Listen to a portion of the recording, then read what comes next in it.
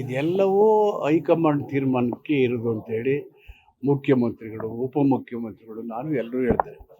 So that is a close matter. High command ಏನು ತೀರ್ಮಾನ ಮಾಡೋದು ಅಂತಿಮ. ಅದೆಲ್ಲವೂ ಅದೇ ತೀರ್ಮಾನ ಮಾಡೋದು.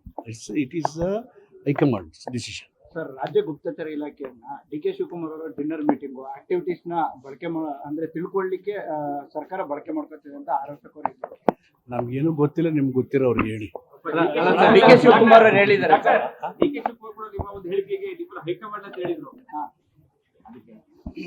ನಾನು ಯಾವುದಕ್ಕೂ ರಿಯಾಕ್ಟ್ ಮಾಡಲ್ಲ.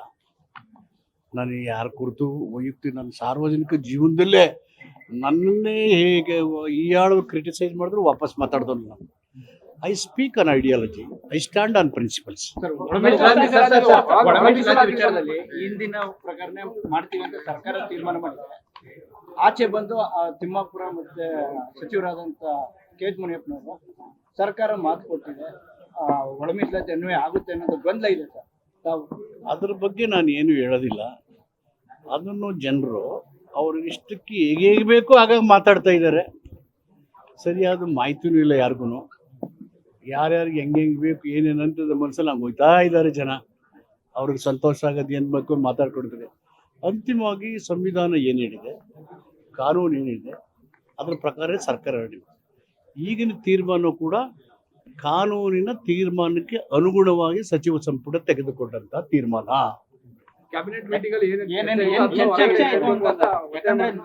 ನೇರ ನಾಯಕತ್ವ ನಿಮ್ದೇ ಇದೆ ಅಂತ ಕೆಲವರು ಭಾಜಪರು ಹೊಗಳ್ತಾ ಇದ್ದಾರೆ, ಕೆಲವರು ಟೀಕೆ ಮಾಡ್ತಾರೆ. ಹಂಗಾಗಿ ಆತಂಕ ಬಂದೇ ಇದೆ. ಡೆಮೋಕ್ರಸಿ ಅಲ್ವಾ?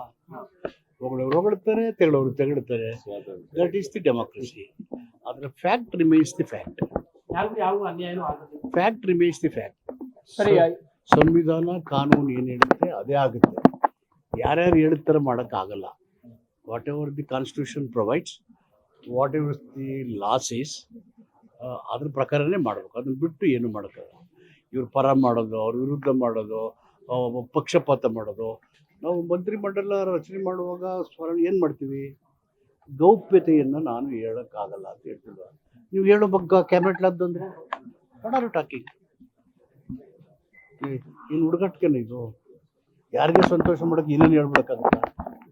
ಅವ್ರಿಗೇನು ಗೊತ್ತಿರೋದಿಲ್ಲ ಮಾತಾಡೋರಿಗೆ. ಯಾವಾಗ ಆಗ್ಬೋದು ಸರ್? ಹಂತವಾಗಿ ಆಗುತ್ತಾ ಅಥವಾ ಯಾವುದು? 56,000 ಹುದ್ದೆನೂ ಏಕಕಾಲದಲ್ಲೇ ಪೂರ್ಣ ಮಾಡ್ತೀರಾ ಅಥವಾ ಹಂತವಾಗಿ ಮಾಡ್ತೀರಾ? ಗೆಜೆಟ್ ನೋಟಿಫಿಕೇಶನ್ ಕ್ಯಾಬಿನೆಟ್ ಡಿಸಿಷನ್ ಆಗಿದೆ, ನೀವೆಲ್ಲ ಬಿತ್ತರಿಸ್ತಿರಲ್ಲ, ಮತ್ತೆ ಇನ್ನೇನು ಕೇಳ್ತೀರಿ? ಆಲ್ರೆಡಿ ಬಿತ್ತರಿಸ್ಬಿಟ್ಟಿದ್ದೀರಿ.